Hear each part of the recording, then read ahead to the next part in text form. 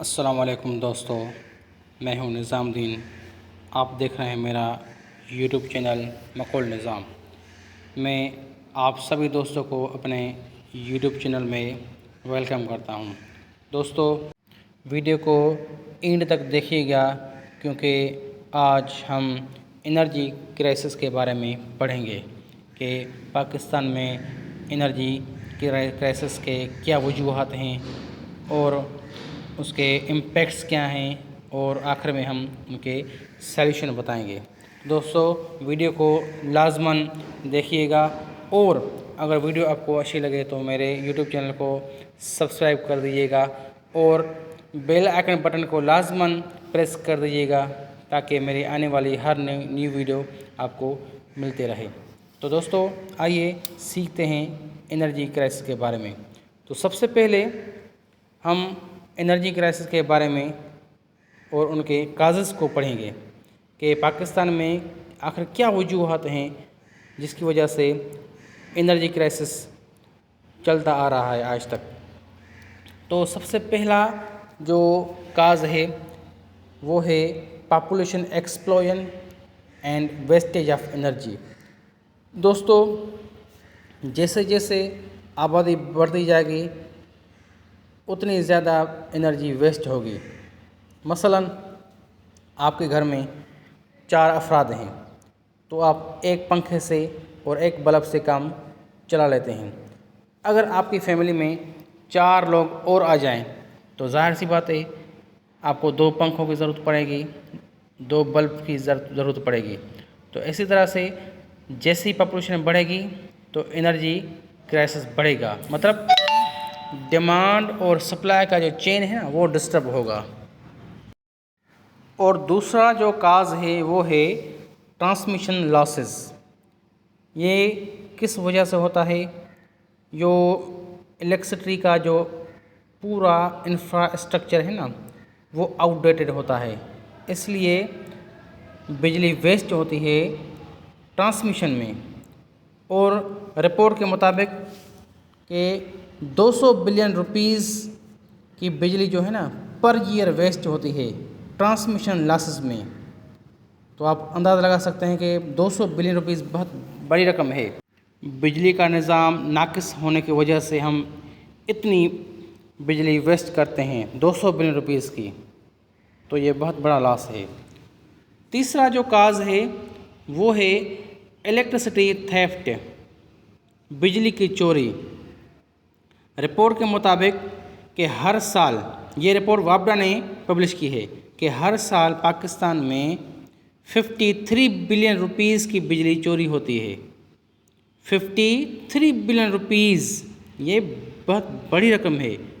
اتنی بجلی چوری ہوتی ہے پاکستان میں۔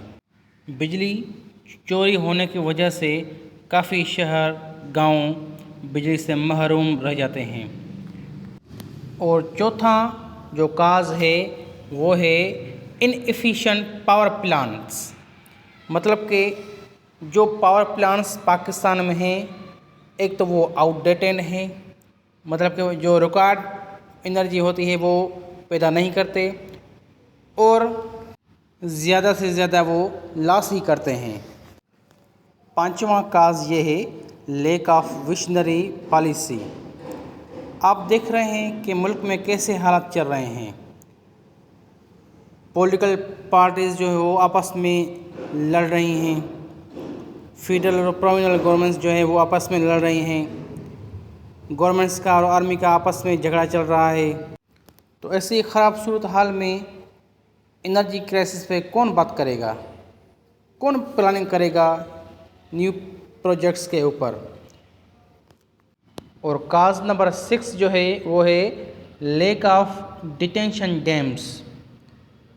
پاکستان جب سے آزاد ہوا ہے تب سے لے کر آج تک تھوڑے سے ڈیم پاکستان میں بنے ہیں، اور آپ دیکھ رہے ہیں کہ پگھلتے ہوئے پانی جو گلیشیئر سے آتا ہے اور جو بارش کا پانی ہے وہ ضائع ہو جاتا ہے، دریاؤں میں بہہ جاتا ہے۔ ہمارے پاس جو ڈیم ہوتے تو وہ پانی ذخیرہ ہوتا اور اس پانی سے ہم بجلی پیدا کر سکتے تھے، لیکن ڈیم نہ ہونے کی وجہ سے ہم کچھ نہیں کر سکتے۔ काज number 7, high dependency on fossil fuels. आपको तो पता है कि जो बिजली पाकिस्तान में होती है वो तकरीबन पेट्रोल से पैदा करते हैं, ठीक है ना। अब क्या होता है कि जब पेट्रोल की प्राइसेस इंटरनेशनल मार्केट्स में ऊपर जाती हैं तो जो फॉसिल फ्यूल्स हम बाहर से इंपोर्ट्स करते हैं वो हमें महंगा पड़ जाता है और यहाँ हम महंगी बिजली पैदा करनी पड़ती है। तो उसी वजह से क्या होता है कि सर्कुलर डेब्ट और बैलेंस ऑफ पेमेंट का इशू है ना, वो हो जाता है। तो हमारी हाई डिपेंडेंसी फॉसिल फ्यूल्स पर एनर्जी क्राइसिस का बायस बनती है। 8वां जो काज है वो है पोटेंशियल, मतलब कोयल, विंड, हाइड्रो। पोटेंशियल से मुराद कि पाकिस्तान में इलेक्ट्रिसिटी जनरेशन कैपेसिटी कितनी है, डिमांड्स कितनी है, ठीक है ना। तो एक सर्वे के मुताबिक कि पाकिस्तान में जो इलेक्ट्रिसिटी जनरेशन कैपेसिटी है वो है 41,500 मेगावाट, जबकि डिमांड है 30,000 मेगावाट। पर यहाँ क्या है कि पाकिस्तान जो है वो तकरीबन 22,000 ही बिजली पैदा कर सकता है और 8,000 की डिफिसिट करता है। आपको तो पता है कि अल्लाह तबारक व तआला ने पाकिस्तान को कितने नेचुरल रिसोर्सेज से नवाजा है। बात करते हैं कोयल की, तो कोयल जनरेशन पोटेंशियल पाकिस्तान के पास है 1 लाख मेगावाट, पर पाकिस्तान सिर्फ 25% बिजली यहाँ से पैदा करता है। Wind generation potential 1.5 lakh megawatt है और हाइड्रो जनरेशन पोटेंशियल वापडा के मुताबिक जो है वो है 60,000 मेगावाट, पर पाकिस्तान तकरीबन 15% बिजली पैदा करता है यहाँ पे।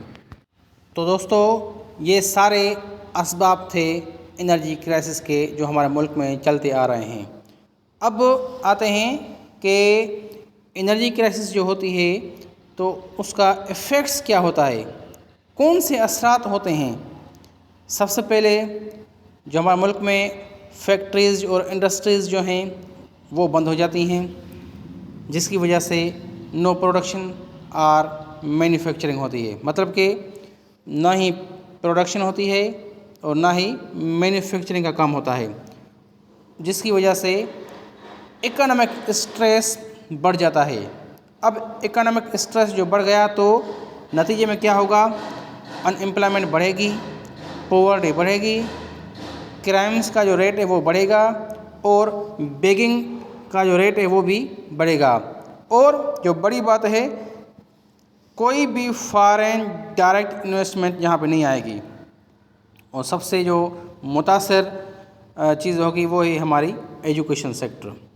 तो अब इन सारे वजूहात से कैसे हमें निपटना चाहिए, तो सबसे पहले हमें क्या करना होगा कि जो ट्रांसमिशन लॉसेस है ना उसको ख़त्म करना होगा, कि जो टोटल बिजली का इंफ्रास्ट्रक्चर है ना उसको अपडेट और रिपेयर करना पड़ेगा, तभी ट्रांसमिशन लॉसेस कम होंगे। दूसरा जो है वो बिजली की चोरी को कंट्रोल करना होगा, ताकि बिजली का फ़ायदा हर कोई एंजॉय कर सके। तीसरा जो है, जो हमारे पास अपने कुदरती वसाइल हैं उनको इस्तेमाल में लाएं, ताकि हमारी जो ओवर डिपेंडेंसी होती है ना फॉसिल फ्यूल्स पे, जो हम बाहर से इंपोर्ट करते हैं, वो ख़त्म हो जाए।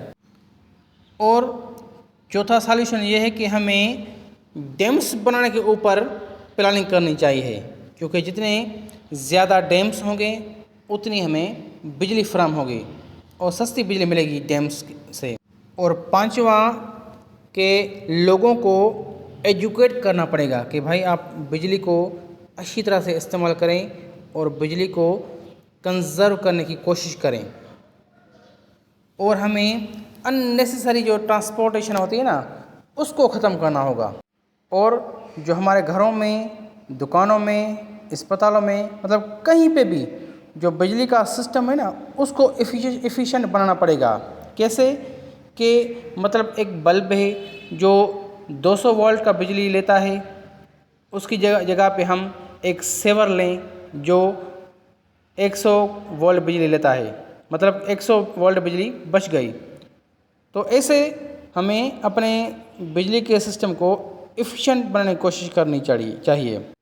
اور اس وقت انرجی کرائسس کے اوپر ایک ویژنری پالیسی کی سخت ضرورت ہے، اور یہ کیسے ہوگی؟ جب ٹوٹل پولیٹیکل پارٹیز آپس میں مل جل کر بیٹھیں گی اور کوآپریٹ کریں گی، تبھی یہ پالیسی بن سکتی ہے۔ اور جو لاسٹ سالوشن ہے وہ یہ ہے کہ جو ہمارے پاس کوئلے کے پلانٹس ہیں نا، ان میں ہم کاربن کیپچرنگ ٹیکنکس استعمال کریں تاکہ وہ ماحول کے لیے فرینڈلی ہو۔ تو دوستو، یہی سب کچھ تھا انرجی کرائسس کے بارے میں۔ میں امید کرتا ہوں کہ آپ کو ویڈیو یہ اچھی لگے گی۔ خدا حافظ۔